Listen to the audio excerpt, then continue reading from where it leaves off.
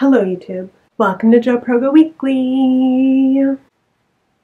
Remember that time I made that list of 10 things I was afraid to talk about, but I wanted to talk about? Well, I'm talking about one of them. What I'm talking about is my family history and racism.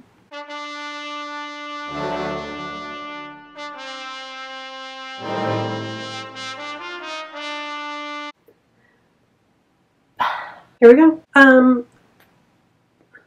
You probably have noticed this, but I'm white. So I wanted to talk about that because we should talk about it. So my family like my racial heritage, my heritage. On my dad's side, there is like Irish and Scottish heritage, I think, but that side is very much a mystery to me, so I don't know much about it. My mom's side, there's Dutch heritage as well as what I like to call Mayflower heritage, which means that while my mom's dad came from Holland, that area, my mom's mom came from the Mayflower.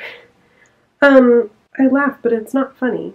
The Mayflower isn't funny. When I was born, my grandmother entered me, along with all of my other siblings, into the Mayflower Society, the Daughters of the American Revolution, and the Daughters of the Confederacy, or Sons of the Confederacy. To be clear, I am not a daughter, and I do not affiliate with any of these organizations at all. I never have, but my name, like my old name, is because of my grandmother putting us all into that registry. She was able to do this because she literally traced our heritage like back to people who supposedly came over on the Mayflower. Mayflower is a big, like, weird thing that we were all lied to about in elementary school, so who knows what the real story is, but the point is that, like, my lineage was traced back to the Mayflower, traced back to the American Revolution, traced back to the Civil War, to the Confederacy, and as a kid I was told all of these things, like I was informed that I was entered into these, but I was told to be proud of this, that this was a good thing,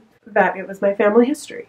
And what it means is that in my family history, like, my ancestors came over with the original wave of settlers on the Americas and helped commit mass genocide against Native American peoples. Supposedly I'm a descendant from Martha Washington, but I don't really know, and the point of that is, like, my ancestors fought in the American Revolution alongside other, like, people fighting in the American Revolution who were slave owners, so, like, who's to say my family weren't slave owners then? Back to the Confederacy and fighting in the Confederacy, and again, like, I don't know the specifics of who my family is in that history, that chapter, is, but, like, that is the role that my family played in this country's history. That's where they fell. So now when I was being brought up by my immediate family and my parents, I was told that my family wasn't racist, that racism was mostly over, except for, like, a few old people like my grandparents. I was taught to be colorblind, that, like, we had moved past an age of race and it was better not to see race. And I was taught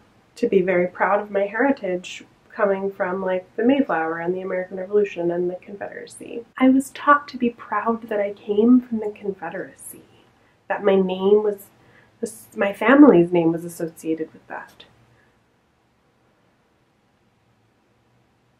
I was also taught by my parents that my grandparents were racist, but that my family was no longer racist because we had friends who were people of color.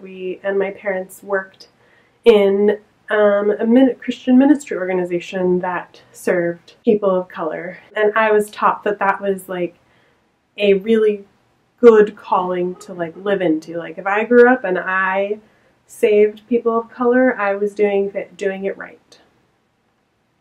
So the point in all of that is that my family and me, we're white as fuck. And my heritage, like, where I come from, that I know about, screams this, like, white America, like, very much screams those ideals. Other things that scream this is the ways that I was taught to think about people of color and the ways I was taught to think about myself as a white savior who could come in and save people, which is not actually true at all. That's not my job. Not actually possible.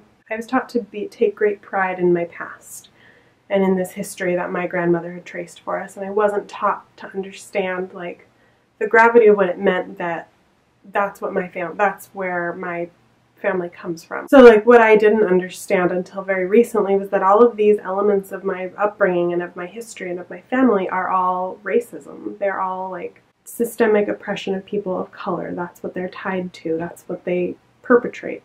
And like because of this, because of the ways that I was brought up to think and to act and to see the world, like I still have to overcome these things that I was taught to believe.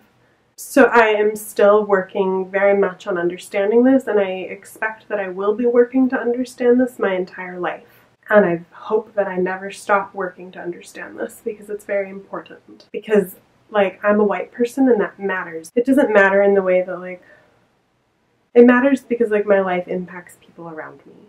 Because white privilege is real and exists, and if I'm not aware of that, then I am playing into that. If I'm not actively working to step outside of that, to live a different way, then I am participating in it. That's why I hope that I never stop working to understand this. This is very hard to talk about, but I am working on it. So what I understood so far is that it is my responsibility to educate myself. It is my responsibility to undo these teachings, because nobody else can do that work but me alone. So it's like, it's my responsibility to learn to understand, like, racist patterns of thinking in my head and to undo those so that they stop negatively impacting the lives of people around me and my own life as well. It's my responsibility to seek out resources by people of color rather than just like finding easy to find resources, which are often by white people, because it's really easy to find white perspectives. It's not like, and it's really easy to agree with those, and that's not helpful when I am trying to grow as a person.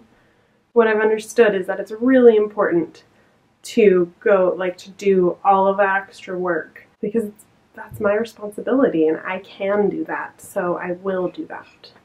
In conclusion, like so many other white Americans, I was raised to be racist.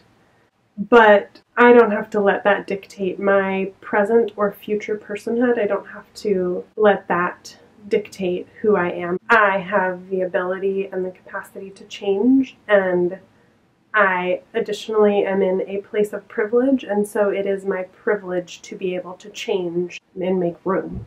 And because of that, like, my family history and my heritage don't have to dictate who I am. They don't have to determine how I will treat myself, treat other people, view the world, because I have choice in that and I have ability to choose that. And because of that, how I grow and change as a person, it does impact people in my partner and people I interact with. And it's like my life impacts people, and because of that, it's important to understand how it is impacting people when it comes to being a white person.